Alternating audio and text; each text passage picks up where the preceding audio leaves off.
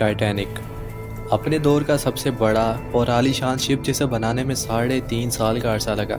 ये वो जहाज़ है जिसके बारे में यह दावा किया गया था कि यह जहाज़ कभी भी नहीं डूब सकता, मगर ये दावा बस एक दावा ही साबित हुआ और ये जहाज़ अपने पहले सफ़र को मुकम्मल करने से पहले ही समुंदर की गहराइयों में डूब गया। आखिर ऐसा क्या हुआ कि जिसने अपने दौर के सबसे महंगे, सबसे लग्जरी, सबसे मजबूत और अपने दौर के सबसे बड़े जहाज़ को डुबा डाला। इस वीडियो में हम इन्हीं गलतियों के बारे में बात करेंगे जो इस कदर बड़े जहाज़ के डूबने का बायस बनी थी।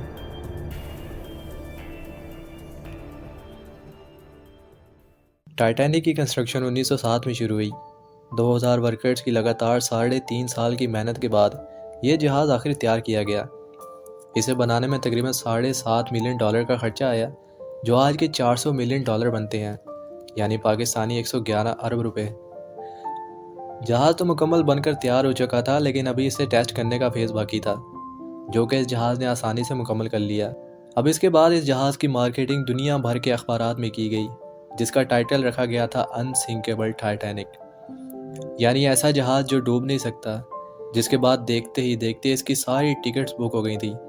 इसे दुनिया जहान से लोग देखने के लिए आने लगे। फिर इसकी रवानगी का दिन 10 अप्रैल 1912 मुकर्रर किया गया। इस जहाज़ की मंजिल थी अमेरिका का शहर न्यूयॉर्क और इसे इंग्लैंड के शहर साउथहैम्पटन से रवाना होना था।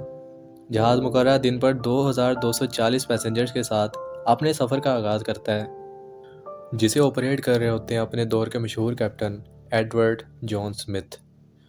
कैप्टन जॉन को डेडलाइन दी गई थी कि किसी भी तरह जहाज़ को 17 अप्रैल यानी सिर्फ 7 दिनों के अंदर अपनी मंजिल तक पहुंचना है, जिसकी वजह से कैप्टन ने जहाज़ की रफ्तार शुरुआत से ही तेज़ रखी थी और यही थी इनकी सबसे पहली गलती। यूं जहाज़ अपनी इसी तेज़ रफ्तारी के साथ नीले और खामोश समुंदर को चीरता अपनी मंजिल की तरफ बढ़ता जाता है और इतना दूर निकल जाता है कि चारों तरफ सिर्फ नीला समुंदर ही नजर आता है। फिर अपने पुरसुकून सफ़र पर निकलने के 2 दिन बाद 12 अप्रैल 1912 को टाइटैनिक को अपनी पहली आइस वार्निंग मिलती है कि जिस जगह से तैर कर ये जहाज़ अमेरिका की तरफ बढ़ रहा है, वहाँ बड़े बड़े आइसबर्ग्स मौजूद हैं। इन वार्निंग्स को मिलने के बाद कैप्टन जहाज़ की डायरेक्शन को 2 बार तब्दील करते हैं ताकि इन आइसबर्ग से बचा जा सके, लेकिन स्पीड को कम नहीं करते और समुंदर में आगे बढ़ते रहते हैं। फिर 14 अप्रैल 1912 के दिन टाइटैनिक को मज़ीद 7 आइस वार्निंग्स दी जाती हैं, मगर कैप्टन जॉन और वहाँ मौजूद बाकी क्रू मेंबर्स इनको नज़रअंदाज कर देते हैं और यही होती है इनकी दूसरी बड़ी गलती। टाइटैनिक अपनी उसी तेज़ रफ्तारी के साथ आगे बढ़ता रहता है। समुंदर में हर तरफ खामोशी और धुंध छाई होती है, जिसकी वजह से समुंदर में कुछ भी वाज़ेह न था। आहिस्ता आहिस्ता अंधेरा मज़ीद गहरा होता जाता है और टाइटैनिक बेखौफ आइसबर्ग्स की जानिब बढ़ता चला जा रहा था। दोस्तों, जहाज़ के फ्रंट साइड पर एक लुकआउट पॉइंट होता है, जिसके टॉप साइड पर किसी को बिठाया जाता है ताकि वह रिपोर्ट करते रहें कि जहाज़ के सामने क्या आ रहा है। लेकिन उस रात चांद बाहर नहीं आया था, जिसकी वजह से हर तरफ अंधेरा ही अंधेरा था और कुछ भी वाज़ेह न था। इसके अलावा दूर तक देखने के लिए इनके पास दूरबीन तक मौजूद नहीं थी और यही थी इनकी तीसरी गलती। यही वजह थी कि आइसबर्ग की खबर कैप्टन जॉन को उस वक्त मिली जब लुकआउट पॉइंट में बैठे शख्स ने खबर दी कि जहाज़ के ठीक सामने एक बहुत बड़ा आइसबर्ग मौजूद है। जल्दी से जहाज़ को मोड़ दो, नहीं तो हम टकरा जाएंगे।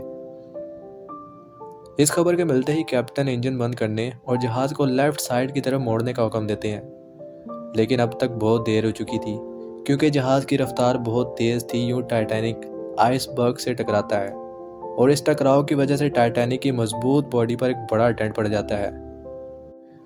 इस टकराव के कुछ टाइम बाद कैप्टन जॉन और टाइटैनिक के आर्किटेक्ट दोनों ये अंदाज़ा लगाने पहुंचते हैं कि आखिर शिप को कितना नुकसान हुआ है। तो जब इन्होंने एस्टिमेट लगाया तो पता चला कि जहाज़ तो अब सिर्फ डूबने ही वाला है।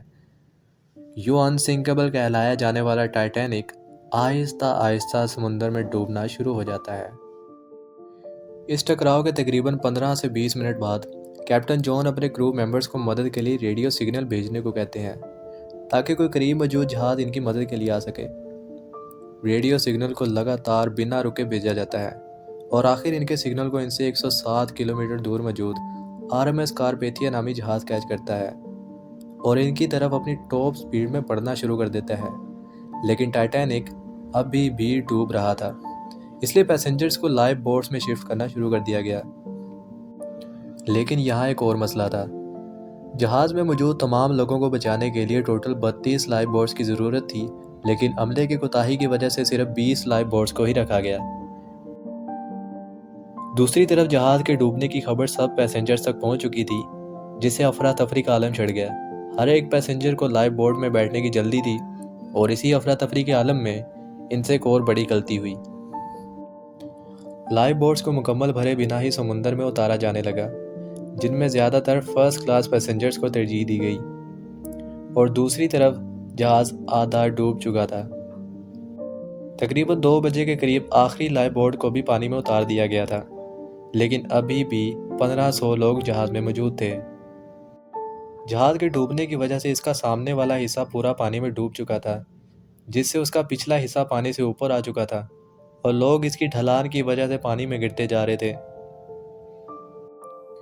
वक्त गुजरता गया, फिर ठीक 2:20 पर टाइटैनिक टूटकर 2 हिस्सों में तकसीम हो गया। इसका एक हिस्सा तो मुकम्मल पानी में डूब गया और थोड़ी देर पानी के ऊपर रहने के बाद दूसरा हिस्सा भी पानी में डूब गया, और जो लोग उस टाइम जहाज़ पर मौजूद थे वो सारे ठंडे पानी में डूब कर मर गए, क्योंकि वहाँ पानी का टेम्परेचर -2 डिग्री सेंटीग्रेड था। टाइटैनिक के डूबने के 1 घंटे बाद यानी 3:30 पर RMS कारपेथिया टाइटैनिक के लोगों को बचाने के लिए वहाँ पहुँचता है, मगर अब बहुत देर हो चुकी थी। लेकिन जो लोग बच गए और लाइफ बोट पर सवार हो गए थे, ये जहाज़ उन 705 लोगों को बचा लेता है। तो इस तरह अपने दौर का लग्जरियस और अनसिंकेबल कहलाया जाने वाला जहाज़ समंदर में डूबकर हमेशा के लिए गायब हो जाता है। My name is Abdul Wahab and I hope कि मेरी आज की वीडियो आपको पसंद आई होगी। ये वीडियो आपको कैसी लगी मुझे कमेंट करके ज़रूर बताइएगा, और मज़ीद ऐसी ही वीडियोज़ को देखने के लिए हमारे चैनल को सब्सक्राइब ज़रूर कर दें। मैं आपसे मिलूँगा एक और इंटरेस्टिंग वीडियो में। तब तक के लिए अपना बहुत सा ख्याल रखें।